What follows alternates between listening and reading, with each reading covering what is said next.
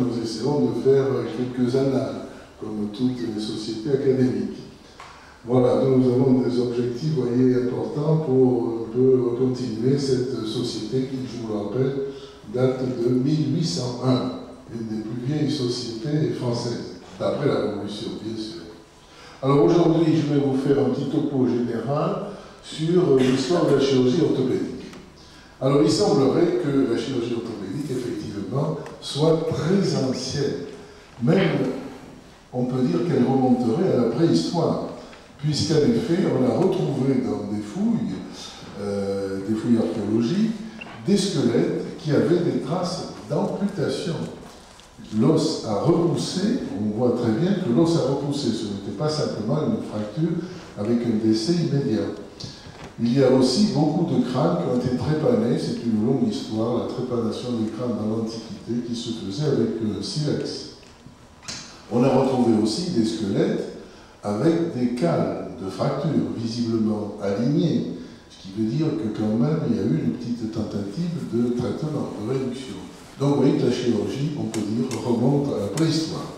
Plus près de nous, dans la période historique, eh bien, la chirurgie remonte à la plus haute antiquité, parce que dans l'évolution de l'humain, il y a eu l'émigration, la chasse, les guerres, qui ont forcément entraîné des blessures.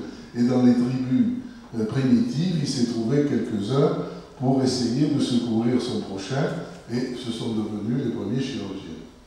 Voilà. Donc les chirurgiens sont toujours au premier plan à l'époque, parce que tous les rois, tous les princes, tous les généraux qui partaient en guerre avaient toujours à côté d'eux un chirurgien, même plusieurs.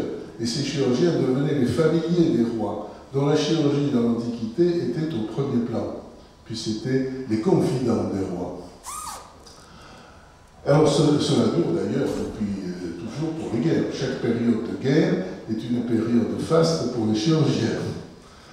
Alors la médecine finalement est venue un peu plus tard, parce que les maladies sont arrivées, mais les maladies, qu'est-ce qu'ont cherché nos ancêtres? Ont cherché un médicament. Ils ont cherché un médicament, et ce médicament a été trouvé par certains peut-être plus intelligents que les autres, qui sont devenus médecins. Le nom de médecin vient de médicament. Donc, la médecine au début a été faite par des prêtres, par le biais de la religion, puisque dans l'Antiquité, les maladies ne pouvaient être qu'une punition des dieux, et pour guérir, eh bien, il fallait remercier Dieu, implorer Dieu. Donc la médecine était par les prêtres, et les chirurgiens, ils étaient sur le terrain des guerres. Alors, nous avons trouvé quelques traces dans l'Antiquité. Donc, dans la plus haute Antiquité, on peut retrouver le code d'Hammurabi de 1700 avant Jésus-Christ, qui, sur les gravés, on va le voir, il y a une sentence chirurgicale. Si le chirurgien blesse quelqu'un ou le tue, il sera puni. Ensuite, nous avons, vous voyez là, si un praticien a fait une blessure grave à un avilion, un notable, il sera puni. Par contre, il sera même, on lui coupera la main. Par contre, si c'est vis-à-vis de l'esclave, par contre, ça sera beaucoup moins cher. Alors voici les photos. Voici ce fameux code d'Hammurabi qui se trouve au musée du Louvre. Cela a été trouvé à Suse et une mission française l'avait ramené à l'époque, c'est absolument magnifique. En haut, vous voyez le dieu et à côté le roi Hammurabi qui reçoit le bâton de commandement du dieu. Voilà le détail. Et voici ces fameuses lettres cunéiformes qui ont été traduites et qui parlent déjà d'un chirurgien qui sera puni s'il a mal fait son travail. Alors nous pensons à l'Égypte antique, vous avez tous visité l'Égypte, vous avez vu les temples, et vous savez qu'il y avait à l'époque deux types de médecins ils étaient assez nombreux même dans l'Égypte. Il y avait des prêtres, les ouadous, qui étaient sous l'obédience de la déesse je ne sais pas trop le prononcer, Smegwet, et ensuite des médecins laïcs qu'on appelait les soudous. Donc ceux-ci étaient assez nombreux et souvent spécialisés. Alors on le sait parce que les auteurs grecs et romains nous ont relaté cette médecine égyptienne, d'ailleurs Hippocrate s'en serait beaucoup inspiré. Nous retrouvons aussi des gravures dans les tombes et surtout les papyrus. Il y a deux grands papyrus, Edwin Smith et Ebers, qui relate un traitement très précis des fractures, dont les chirurgiens à l'époque pharaonique étaient importants. Le plus important d'entre eux est devenu presque un dieu de la médecine, le fameux Imhotep, qui reconstruit aussi les pyramides. Alors voici, on retrouve plein de gravures comme ceci. Ce sera un médecin de l'Antiquité, du roi Djéser, vous voyez. Ça, c'est la fameuse circoncision qui était faite par des chirurgiens, puisqu'il y avait tout un rituel symbolique. Alors ça, c'est le fameux temple de Saqqara, où vous voyez très nettement des instruments de chirurgie, vous voyez, des curettes, des pinces, des crochets. Et voici les fameux papyrus, papyrus d'Ebers, papyrus d'Edwin. Alors Jean-Charles Auvergnat avait trouvé ce morceau de parchemin qui est au musée de la médecine, qu'il avait créé, vous savez, en 1996, et qu'il avait fait traduire. Voilà. Fracture de la clavicule, 3000 ans avant Jésus-Christ. Examen, diagnostic, traitement. De stupéfiants. Vous voyez, traitement, il faudrait coucher le patient sur le dos, loger quelque chose entre les deux os. 3000 avant Jésus-Christ. Donc ça fait 5000 ans. 5000 ans que les chirurgiens, vous voyez, s'occupent des fractures. Et voilà la fameuse statue d'Imhotep, qui était à la fois médecin, humaniste, prêtre, architecte et surtout confident du pharaon. D'ailleurs, il est déifié pratiquement comme un pharaon, ou comme un scribe. Alors la Grèce antique, eh bien la Grèce antique, la chirurgie va pratiquement être déifiée. Parce que la chirurgie et la médecine seront des attributs des dieux. Le principal, c'est Apollon, qui est dit dans toutes ces... Bon, c'est le dieu de la musique, etc. Mais il est considéré comme le dieu guérisseur. Et il a donné son pouvoir de guérison au centaure Chiron, qui lui-même l'a transmis au fils naturel d'Apollon, qui était Asclépios. Et les deux fils d'Asclépios, Macaon et Podalire, ont été célèbres pendant la guerre de Troie. Ils ont soigné les blessés. Et d'ailleurs, d'après le texte d'Homère, 80% des blessures étaient mortelles, malgré les soins des chirurgiens. Enfin, nous avons Hippocrate, qui est issu d'une famille de prêtres de l'île de Kos, et qui a laissé, vous le savez, le corpus hypothécum de 72 livres, dont plusieurs sont concernent la chirurgie et les fractures. Donc, vous voyez, à l'époque grecque, voici quelques illustrations. Voici une fresque où on voit Apollon, le centaure Chiron et Asclépios. Voici le centaure Chiron, Asclépios, hein, la photo n'est pas très bonne, dieu de la médecine. Ici, des bas-reliefs, il y en a plusieurs en Grèce où on voit des soins médicaux. Là, ce sont des soins par un héros qui s'appelait Amphieros. Voici ce célèbre tableau, enfin c'est une peinture de la guerre de Troie où on voit très nettement un chirurgien soigner une plaie. Les plaies par flèche étaient extrêmement dangereuses. La flèche pénétrait très profondément dans le corps, plus que l'épée, plus que les lances. Hippocrate, ce portrait célèbre que tout le monde connaît, et Hippocrate qui a fait un traité de chirurgie, et surtout pour les fractures, et qui avait inventé ce qu'on appelle le banc d'Hippocrate. Déjà, c'était la fameuse traction. Traction pour réduire les fractures du fémur, vous voyez. Le fémur est réduit par traction sur un banc d'Hippocrate, et ce fameux banc d'Hippocrate est à l'origine de notre lit orthopédique. Il a donc été utilisé pendant plus de 2000 ans. C'est assez extraordinaire. Alors la thériaque, c'était parce que les fractures, ça faisait mal. Il fallait les soulager, et on les soulageait avec la thériaque, qui avait été inventée au moment des guerres de Troie. Ah, nous avons de nouveaux arrivants, bonjour. Merci de votre présence. Et donc ce magnifique flacon de thériaque a été retrouvé à l'époque par Jean-Charles Auvergnat. Il trône au milieu du musée de la médecine, vous le connaissez. Alors la thériaque était composée de 50 ou 60 produits divers, mais le produit essentiel c'était l'opium. Déjà, on traitait les gens qui avaient des blessures par l'opium. Ce n'était pas nouveau. Alors la Rome antique n'a fait que continuer pratiquement la médecine grecque. À Rome, les médecins étaient souvent d'origine grecque. D'ailleurs, le plus important, Celsius, était d'origine grecque, il s'était installé à Rome. dont nous avons Celsus qui avait laissé un livre sur les fractures, Des Artibus, ensuite Pline l'Ancien, Galien aussi, qui, même à Rome, appellera toujours la chirurgie Kériora, qui est le nom grec, ah oui, je l'ai sauté tout à l'heure, qui est le nom grec, on va y revenir, mais c'est vrai, j'ai sauté, oui, le mot chirurgie est venu de là. Donc le mot de chirurgie vient de Kérios, vous l'avez en haut, qui veut dire la main, et ergon, l'ouvrage.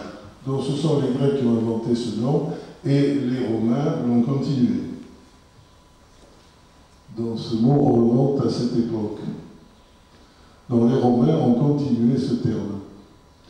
Alors les Romains ont transformé Asclépios en Esculape, que vous connaissez bien sûr, et voici quelques illustrations. Celsus, le fameux médecin donc, grec qui travaillait à Rome, le fameux livre qu'il avait écrit sur De Medicina, réimprimé au moment de la Renaissance en 1528, que tous ces ouvrages ont été retrouvés au moment de la Renaissance. Voilà Claude Galien, qui est resté un des plus célèbres. Alors à Rome, il y avait un temple-hôpital sur une île du Tibre, qui s'appelait l'île Tibérine, et c'était un hôpital faculté qui s'appelait l'Esclapion. Voilà, dont il reste de très belles ruines à Rome. Alors le Moyen-Âge, eh bien le Moyen-Âge va voir quand même les corporations, on dit que les corporations remontent au Moyen-Âge, non, les corporations remontent à l'époque romaine. Les corporations, c'était les collégiums d'époque romaine ou les corpus des métiers. Dans le Moyen-Âge, ne fait que continuer cette tradition. Par contre, au Moyen-Âge, en 630, il y a une codification définitive des barbiers, parce qu'à ce moment-là, jusqu'au Xe siècle, l'Église a pris le dessus, vous le savez, à Rome et à Constantinople. Et donc là, l'Église catholique et même les églises orientales avaient abhorré la sanguinée, avaient horreur du sang, et ça rappelait bien sûr le supplice de Jésus, et il n'était pas question que les prêtres, voire même les clercs, puissent exercer la chirurgie, pardon. Et la religion musulmane, à partir du VIe siècle aussi, a estimé que le corps était sacré, vous savez, l'inhumation est très rapide, et bien sûr, elle interdisait les autopsies, et forcément interdit les progrès de la recherche anatomique.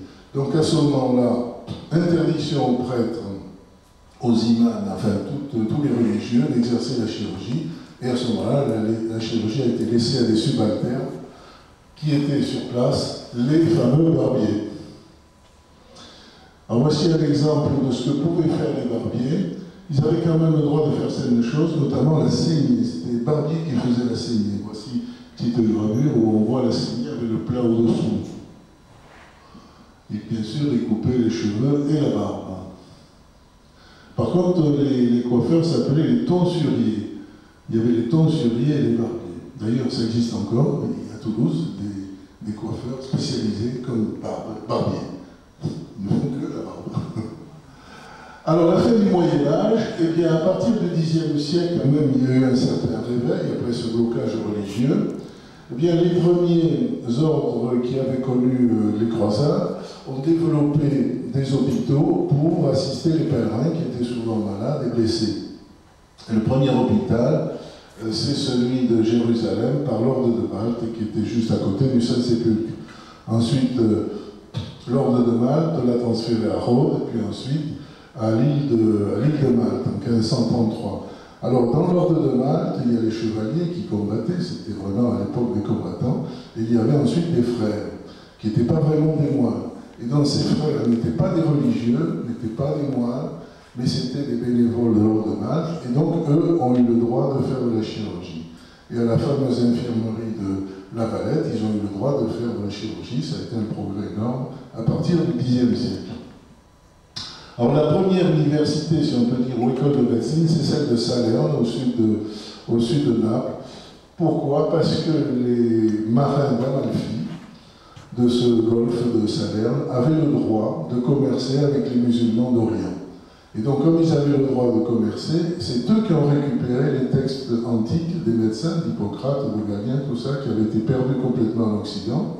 Et c'est eux qui ont pu les ramener à l'époque de Bagdad, de Damas, des villes qui n'avaient pas encore été détruites, notamment aussi Constantinople, où la bibliothèque avait été conservée. Par contre, Alexandrie, il ne restait plus rien, vous le savez. Donc, à l'Italie, à Salerne, il y a eu d'abord un hôpital au 7e siècle et la première école de médecine occidentale en 1088. Ensuite, le savoir s'est développé en Italie du Nord, Padoue, Boulogne, Vérone, et on notera ce célèbre auteur Lomborgo qui écrira la chirurgie magna. Déjà, le terme de grande chirurgie apparaît, ce qui va nous suivre jusqu'à nos jours avec la petite chirurgie. Il y avait la grande chirurgie et la petite chirurgie. C'est apparu à ce moment-là.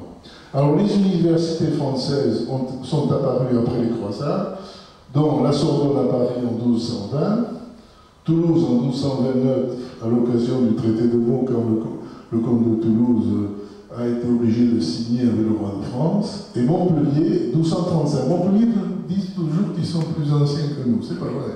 Non, non, non, c'est 1235. Hein? Ils le disent, mais c'est 1235. Et alors, ce n'est d'autant plus pas la seconde université française, parce qu'en 1300, Montpellier n'était pas français. Montpellier était catalan, des rois de Majorque. Donc, Montpellier n'a été français qu'en 1450. Donc, pour la prochaine grande région. Ils sont devenus français plus tard par achat. Le roi de France a acheté Montpellier. Alors ensuite, les corporations. À partir de là, il va y avoir, toute cette deuxième partie du Moyen-Âge, il va y avoir en fait une confusion entre les barbiers, les chirurgiens barbiers et les chirurgiens tout court. Alors c'est un peu confus, et chaque roi, depuis Saint-Louis jusqu'à Louis XVI, feront chaque année des édits, des règlements et des statuts pour essayer de séparer les trois professions. Parce que les trois professions existaient, mais se marchaient bien sûr sur les pieds, chacun essayant d'en faire plus que l'autre. Alors les barbiers ont continué quand même, les barbiers simples, ils ont continué. Alors les barbiers simples, leur symbole c'était le plat à barbe, vous savez, le truc, le plat avec le creux là.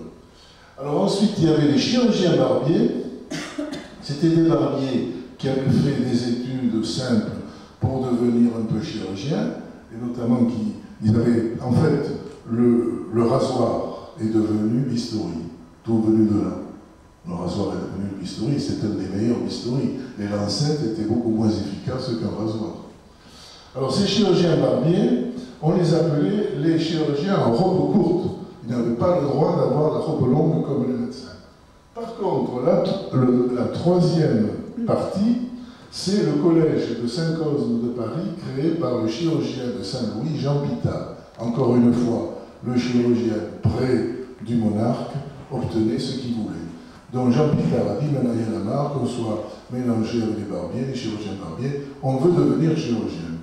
Et donc Saint-Louis a créé en 1268, 74, 1301, le collège des chirurgiens de Saint-Cosme à Paris, parce qu'ils se réunissaient dans l'église de Saint-Cosme, qui était le saint patron des chirurgiens.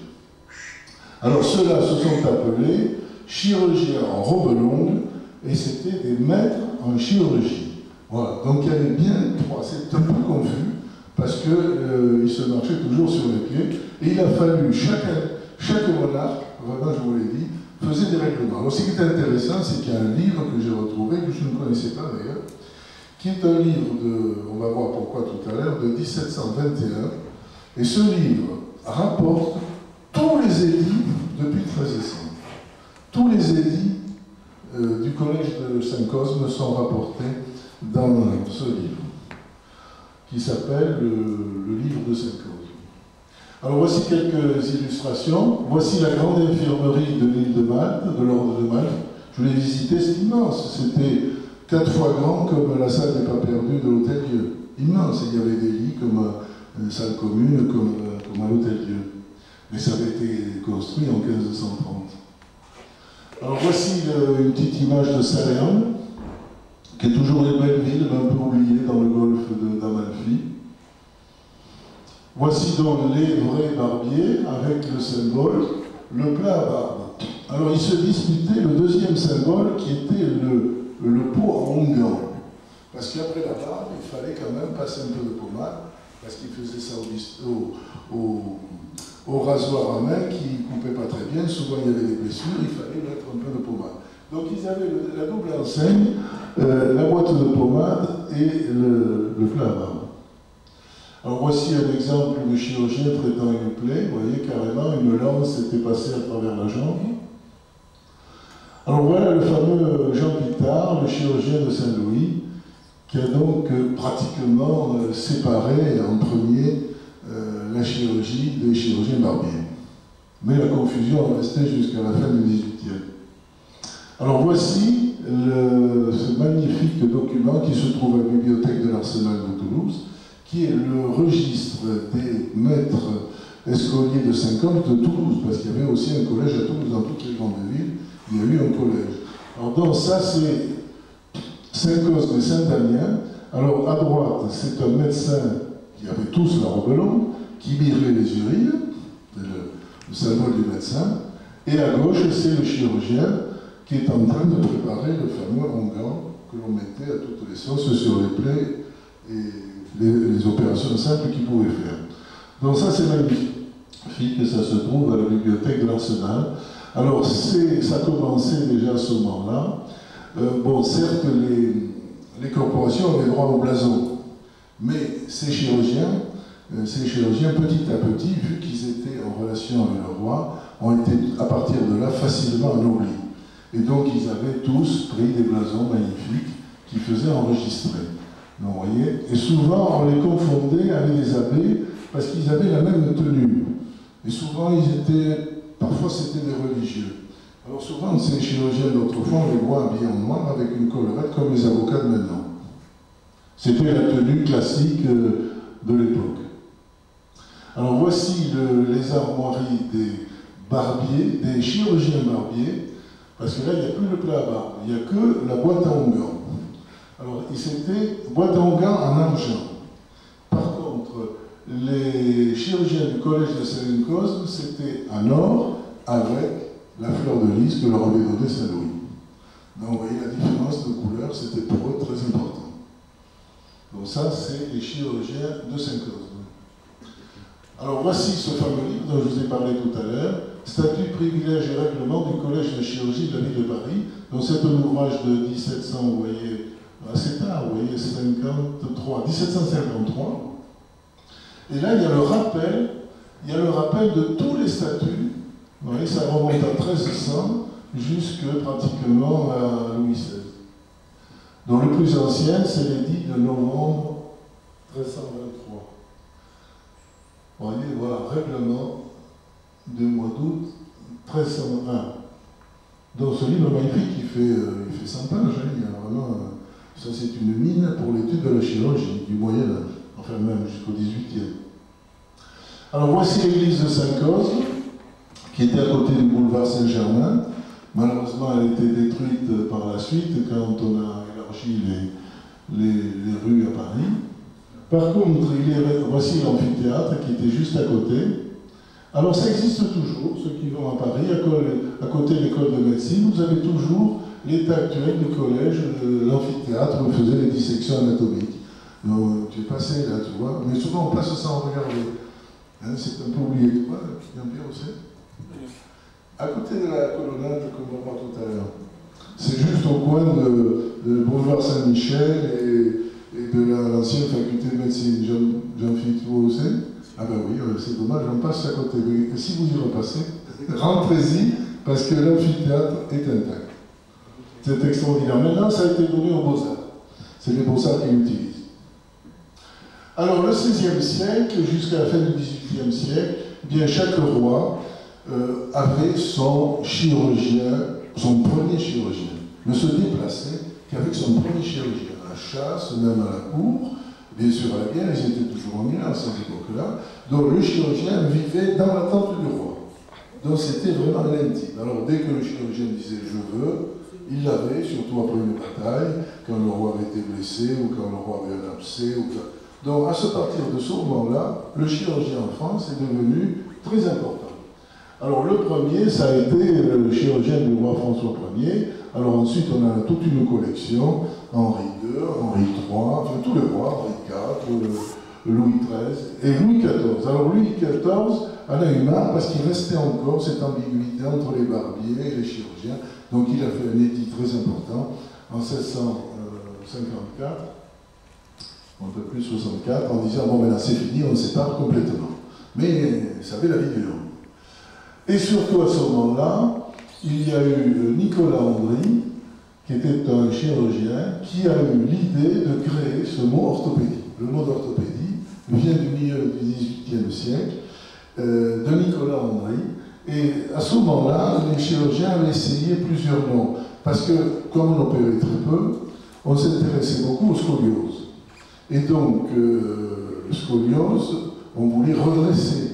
Donc l'idée de créer ce mot, orthopédie, de redresser la scoliose. Et donc c'est ce chirurgien qui a eu l'idée de créer ce nom, qui a fait fortune. D'autres chirurgiens avaient essayé d'autres noms, qui sont tombés dans l'oubli, mais celui-là est resté à partir de 1730. Alors en 1731, création de l'Académie royale de chirurgie à Paris, par encore une fois les chirurgiens du roi successifs de Louis XV et Louis XVI, dont le célèbre Maréchal, la Peyronie, la Martinière, tous anoblis par la fonction. Hein, ils étaient près du roi, anoblis. Alors à ce moment-là, le collège de Saint-Cosme est tombé sous la coupe du chirurgien du roi, qui nommait des chirurgiens dans chaque région. Et c'est ces chirurgiens qui organisaient les études de la chirurgie, qui se faisaient en 4 ans, avec des jurés qui faisaient passer les examens, et les prévôts qui les faisaient recevoir. Donc à Toulouse, il y avait un collège de Saint-Cosme. Et partout, à Lyon, partout. Bon, on est malheureusement à la fin, la nuit du 4 août, l'abolition des privilèges, à tout supprimer, parce qu'en fait, il y a l'ambiguïté, c'était qu'aux universités et aux écoles de chirurgie, parce qu'au XVIIIe, il y avait l'université avec les médecins et les écoles de chirurgie séparées. Mais tous ces corps de métier accédaient à la noblesse, hein, comme toutes les charges de l'État. Et donc, de ce fait, au moment de la Révolution, les écoles de médecine et les universités ont été assimilées à la noblesse et donc supprimées, purement et simplement. On va voir quelques illustrations. Alors, Ambroise Paré, donc premier chirurgien du roi, il a été de François Ier, d'Henri II, François II, Charles IX. À ce sujet, oui, j'ai écrit un livre sur le premier médecin d'Henri II et de Catherine de Médicis. Là, je viens de le terminer, il va sortir. Et donc, il y avait une rivalité terrible entre médecins et chirurgiens à la cour. Mais le médecin était quand même au-dessus. Il le faisait savoir, notamment Ambroise Paré. Et Ogier Ferrier, sur le lit de mort d'Henri II, qui avait été blessé, vous savez, d'un coup de lance, l'avait méprisé en disant tout ce que vous faites, c'est pour rien, il va mourir. Et donc Ambroise Paré avait été très vexé de l'attitude hautaine des médecins de la cour. Alors voilà, Ambroise Paré a été célèbre puisque c'était au départ un chirurgien militaire, parce que la chirurgie, à l'époque, on suivait la guerre partout. Donc c'était un grand chirurgien militaire, très connu pour ses amputations, parce que lui, c'était un des premiers à ligaturer les vaisseaux. La majorité des gens qu'on amputait mouraient par hémorragie. Et lui, d'abord faisait la ligature des vaisseaux, l'amputation après, ce qui a été un progrès formidable. Alors l'autre jour, en salle des ventes, il s'est revendu de la collection de M. Serre, le livre d'Ambroise Paré. Bon, j'avais fait une offre. Je n'y étais pas à la vente, j'avais fait une offre pensant que 600 €, j'aurais pu l'avoir. Il a fait 4 fois le prix. Bon, c'est dommage qu'il a acheté. C'est un médecin. Vous le connaissez ce livre? Magnifique, le livre d'Ambroise Paré. Extraordinaire. En voici la couverture. Ah oui, ça c'est d'Ambroise Paré, la réduction des fractures. Voilà. Voilà le fameux livre d'Ambroise Paré de 1585. Bon, c'est un livre exceptionnel. Bon, il a fait son prix hein, dans les catalogues à Paris, c'est son prix. Enfin, moi, je m'étais dit une petite vente à Toulouse, on ne sait jamais. non, parce que maintenant les ventes se font sur Internet, toute la France est au courant des ventes, et les vrais amateurs et les libraires parisiens achètent à n'importe quel prix. Alors voici un exemple de lettre patente de Louis XIV quand il sépare définitivement les barbiers et les chirurgiens. Et voici Nicolas Andry, qui a eu cette idée dans ce livre, l'orthopédie ou l'art de prévenir, voyez les enfants, déjà